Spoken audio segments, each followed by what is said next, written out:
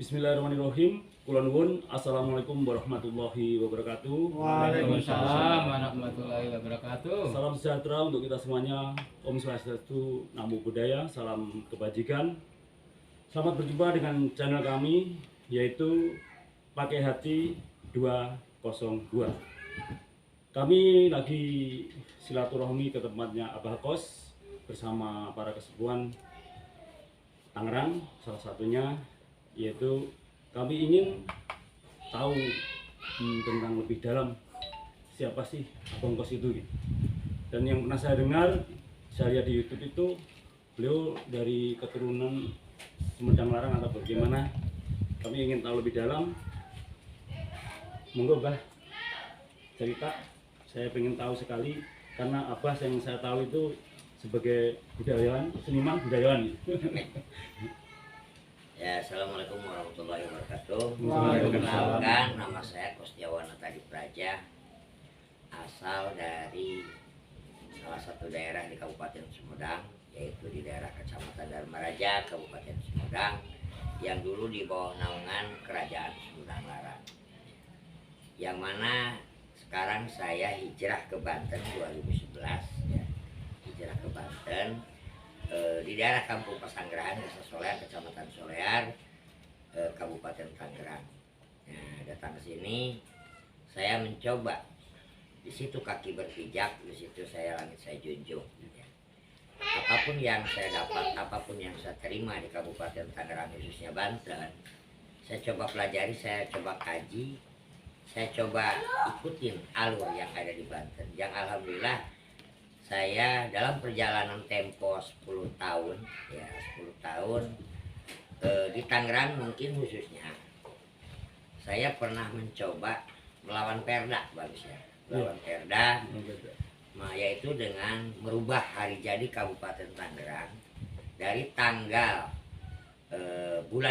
di bulan November, yaitu tanggal 10 November, saya rubah menjadi tanggal 13 Oktober yang ke-384, yang awalnya di angka 76, ya.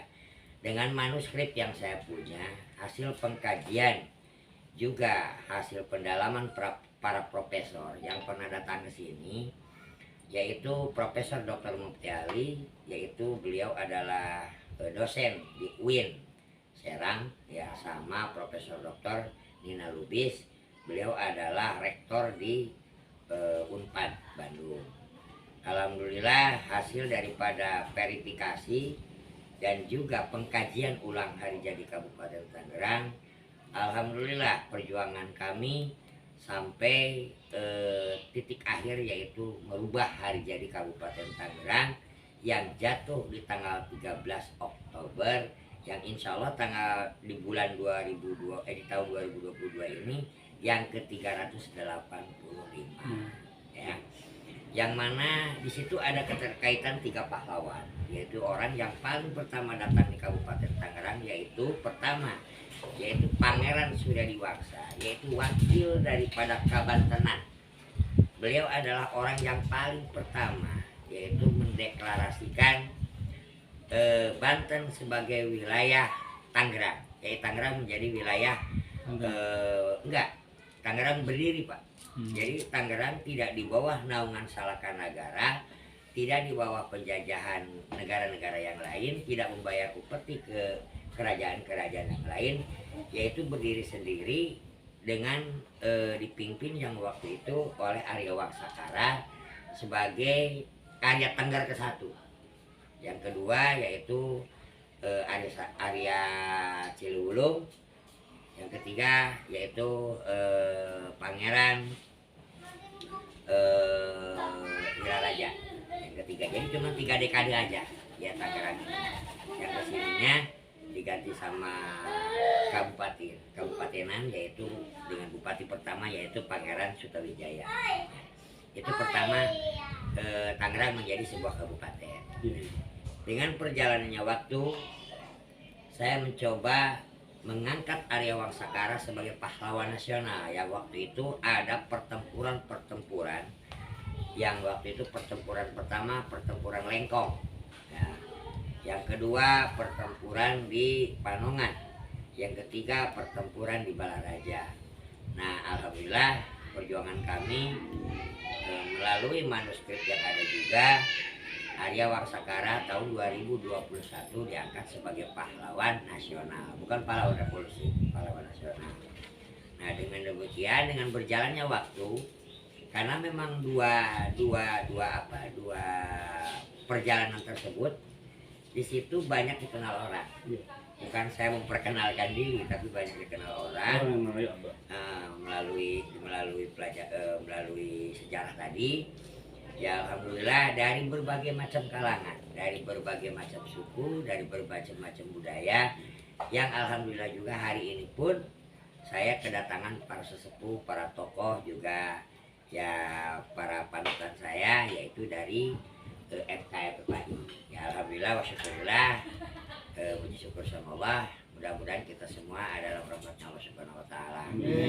Yang mana di 2018 saya mencoba mengangkat budaya yang ada di Kabupaten Tangerang, yaitu dengan kearifan lokal ya, yang ada di Kabupaten Tangerang yang sudah mulai hampir hilang, terjajah oleh budaya luar. Yang contohnya itu di Tangerang ini ada seni budaya itu banyak, Pak. Banyak. Yang paling langka yaitu sekarang seni yang namanya patingtung. Patingtung di sini adalah bukan rampak beduk, Pak. Patingtung ini adalah beduk dari kecil sampai gede. Yang dipukulnya itu patingtung dor itu udah langka. Ya. Yang kedua seni budaya beri, yaitu adanya di daerah Kresek, Pak. Itu udah hilang. Yang ketiga cokek, ya, cokek. Yang keempat topeng, yang kelima angklung, yang keenam termasuk budaya-budaya Betawi yang memang asalnya dari Tangerang. Nah, cuman tidak semua orang memahami, tidak semua orang ingin menggali, tidak semua orang ingin menjadi seorang pelaku. Kebanyakan mereka hanya ingin tenar sesuai dengan golongannya. Contoh padepokan anu. Saya enggak. Saya lebih cenderung mengangkat apa yang ada di Tangerang.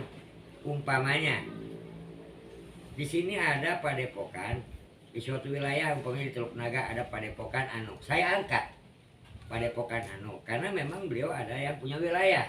Kita harus menghargai yang punya wilayah. Saya angkat, nanti dengan perilaku kita, mereka juga bahasa kasarnya akan mencari kita. Karena mereka bisa berdiri, bisa punya nama, punya penghasilan, ada sebuah jasa dari orang. Kita nggak perlu, oh, lu dapat gua, nggak perlu seperti itu. Mungkin sementara itu aja. Yang pernah saya tahu, apa ini kan katanya keturunannya yang Sentot ya? Betul. Masih keturunan yang Sentot. Betul. Yang di Sumedang ya? Betul. Silsilah atau ceritanya gimana itu? Apa tiba-tiba dari Sumedang terus ada di Tangerang? Ada begini ceritanya, Pak. Ya. Dikala Sumedang Larang mau dijadikan waduk Jati Gede, ya. Leluhur saya sudah memperingatkan ke saya untuk hijrah. Untuk hijrah ke daerah Banten. Bahasa hebatnya karena roh kamu itu orang Banten. Roh kamu itu orang Banten, cuma jasad orang Sumedang. Oh gitu ya? Nah, singkat cerita, tahun 2010 saya diperintahkan oleh leluhur saya itu untuk keluar dari Banten dengan meninggalkan anak dan istri di Sumedang. 1 tahun kemudian saya ketemu dengan apa yang saya cari di Banten. Baru saya menjemput istri untuk datang ke Banten dengan segala kekurangan, segala keterbatasan. Tapi dengan hakul yakin saya bisa, insya Allah dengan ridhonya Allah, dengan junjungannya para leluhur kita, rahmat Allah akan diberikan apabila kita meyakini kepada sesuatu hal langkah kita.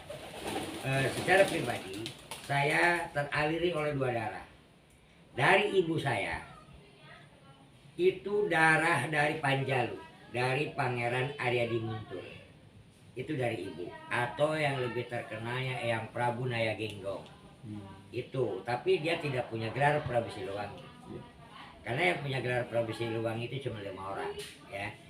Prabu Aryadi Guntur, Nusyah Mulia Tohan, atau yang lebih terkenalnya Nusyah Mulia Tohan, itu eyang dari ibu ya. Kalau dari bapak saya itu terah daripada Galunggung, berdarah Jawa. Jadi eyang saya Raden Mas Sentot Alibasah ini, bapaknya ini orang Jawa, ibunya orang Garut.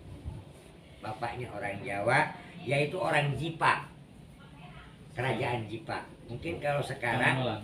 Hah? Cipang Panolan dia. Panola. Kalau sekarang Cepu. Betul, daerah Cepu. Iya, Penangsang. Nah itu dari eyang dari kakek, ibu saya. Kalau eyang dari mamanya ibu saya, yaitu berdarah Galunggung. Makanya saya mah keturunan yang ke-9 dari Nusyah Mulia Tohan, keturunan yang ke-4 dari Sentot Alibasah, pengawal pribadi Pangeran Diponegoro. Sekarang makomnya di Manado ya. Ganti nama jadi Sentot Prawiro Dirjo gitu ya. Ya, terus satu lagi yang Abah, dulu kan pernah saya dengar itu apa dinas, kemudian itu pensiun dulu apa pensiun dini, kemudian memilih jalan seni budaya jadi peseni dan budayawan itu. Mungkin sebuah gugahan bagi saya, waktu itu dipercaya oleh suatu instansi pemerintah yang ada di Jawa Barat ya. Betul secara duniawi duit gampang ya, duit gampang karena memang saya waktu itu dikasih posisi membawahi 16.427 kepala desa di Jawa Barat. Tapi saya mengambil kesimpulan bertolak belakang dengan nurani saya, bertolak belakang dengan marwah saya, akhirnya saya lebih cenderung ke seni budaya. Apapun yang saya dapat, apapun yang saya terima dengan pengalaman yang saya punya, ya alhamdulillah sampai sekarang yang saya pahami, yang saya kaji, walaupun saya tidak sekolah, walaupun saya tidak kuliah di sebuah perguruan tinggi yang ada bergerak di bidang seni budayanya, tapi otodidak sambil berjalan, sambil melangkah, sambil melakukan gitu Mas Agus. Ya. Penutup sebelumnya Abang Kos, ini kan saya lihat lingkungan Abang Kos atau rumah Abang Kos ini kan identik dengan seni ya, identik seni. Kaitannya untuk Abang Kos sendiri, seni dengan spiritual itu apa itu Bang? Spiritual tanpa seni nggak jadi Mas. Spiritual tanpa seni nggak jadi? Nggak jadi, karena spiritual, seni ini adalah perwujudan daripada spiritual. Mewujudkannya spiritual yang ada di badan dengan melakukan seni, dengan gamelan, dengan lukisan, dengan patung, ataupun apapun itu bentuknya. Setinggi apapun orang memahami spiritual, tanpa perilaku bohong. Makanya saya wujudkan di sini karena saya belum tentu mampu seperti Pangeran Sugi, seperti Pak Karno, seperti Prabu Pamanarasa. Mereka itu yang terkenal bukan spiritualnya tapi perilakunya. Kalau dibalik gimana Pak? Seni tanpa spiritual gitu? Batal juga? batal Nggak ada arah? nggak ada arah. Yang datang korin. Oh Yang gitu? datang spiritualnya dulu.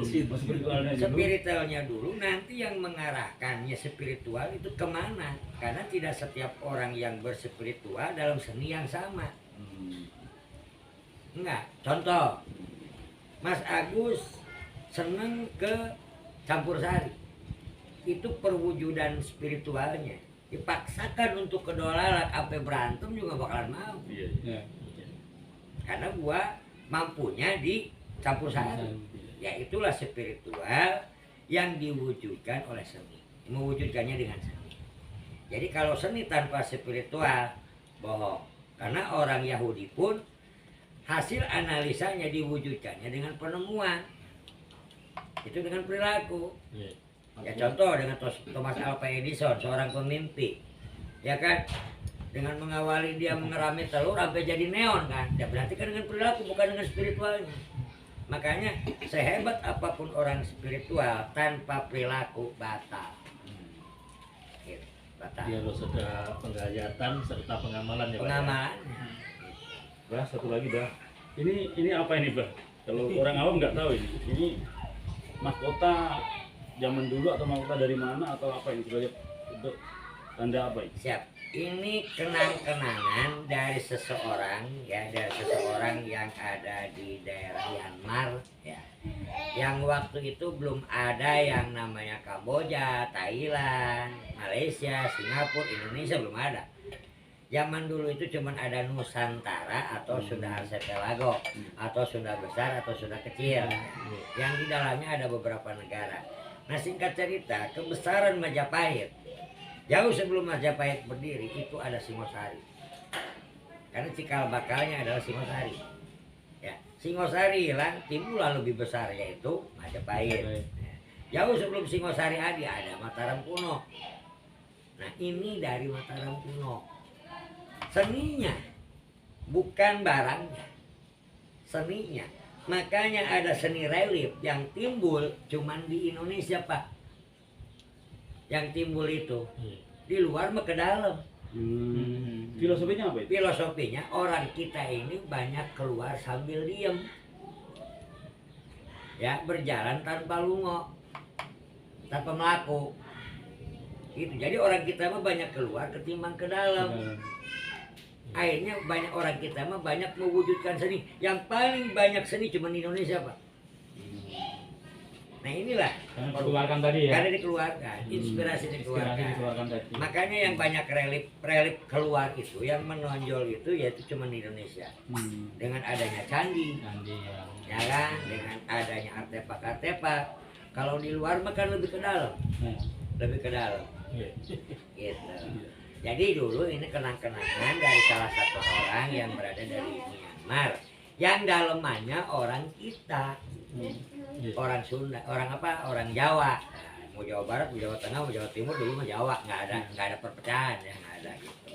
Nah, saya kasih kenang-kenangan tahun 2013 melalui JNE lah gitu kan. Cuman di saya ada dua, yang satu motif Pajajaran, yang satu motif kayak begini. Kalau yang motif Pajajaran insya Allah itu keluarnya di bulan Muharram. Insya Allah itu emas 24 karat, beratnya 2 kilo 7 on. Itu pemberian dari yang tidak pernah saya lihat, yang tidak pernah saya kenal gitu. Cuman ketitipan Titip berupa Tapi nggak boleh keluar Pak, ya? Nggak boleh keluar kecuali bulan Suro. 13, 14, 15 bulan Suro bisa keluar. oh, 13, 14, 15. Masuk lagi karena itu. Simpen lagi ya? Itu dirahasiakan ya? Karena Mas Murni ya? Ada Mas Murni. Pernah ditawar orang dulu 1 gramnya itu 520.000, waktu harga emas 800. Berarti nanti tanggal 14, 15 bisa dibedakan oleh kita semua ya. Insya Allah. Itu nanti mahkota emas asli ya? Purnama sih ya. Nah, emas Tapi batunya ini, mahkota emas. Oh, batunya itu. batunya ini saya Ini copot. betul. Ini batunya yang dari mahkota. Oh. Ini giok, ini Hmm. giok Neho, giok Iya, iya, giok iya. sprit. Tepit ya. Iya. Ya, ini giok, gitu. Ini saya copot batunya ini. Iya, iya. Karena yang diincar itu kan batunya. Batunya, iya. Sama emasnya lagi. Gitu. Monggo. Abah, terima kasih. Siap. Kami dan para sepuh atau senior kami sudah diterima silaturahmi di sini. Dan terima kasih atas jamuan, kopinya dan segalanya. Pematalas Gusti Allah yang balas. Amin. Bila kami dan sepuh yang lain ada salah, kami minta yang Amin, maaf sama-sama. ya Pak ya. Rayu, rayu. Iya. Terus sahabat teman dimanapun pendidikan berada, jangan lupa channel kami Pakai Hati 202, subscribe, like dan komennya. Terima kasih sekali lagi, bukan kami untuk menasihat atau mengguri dan pamer. Ini mahkota asli, ini mahkota tiruan yang asli masih disimpan. Nanti keluarnya tanggal 14, 15. 14-15 Suro. Itu asli. 13, 14. Nah, 13, 14, 15 Muharram. yang asli masih emas 24 karat nanti bisa keluar di tempat ini. Tapi ini tiruannya dulu. Sekali lagi, dadah. Bila ada salah kami minta maaf. Ya. Bila tahu berada. Wassalamualaikum warahmatullahi wabarakatuh. Salam rahayu. Nuwun nuwun nuwun. Rayu. Sumpah gitu. Ya, Ini apa? Ini wayang. Iya. Kalau tadi pakai belangon dulu kan enak tuh. Tapi kalau nggak pakai belangon Katanya dulu sakit. yang pernah pakai ini tuh Markudewo. Markudewo. Markudewo. Markudewo itu siapa? Zaman dulu kita. Markudoro. Markudoro. Di kita. Kulo. Markudoro. Di sana Markudewo. Oh, Rahayu Matur Suwun. Markudoro. Yang aslinya tanggal 13, 14, 15 Suro. Markudewo Ada di tuh tempat yang ini. ada di Pewayangan. Asli emas 24 karat. Salam Rahayu. Markudoro. Iya, Markudoro. Oh, berarti anu Mbak Mer. Nah,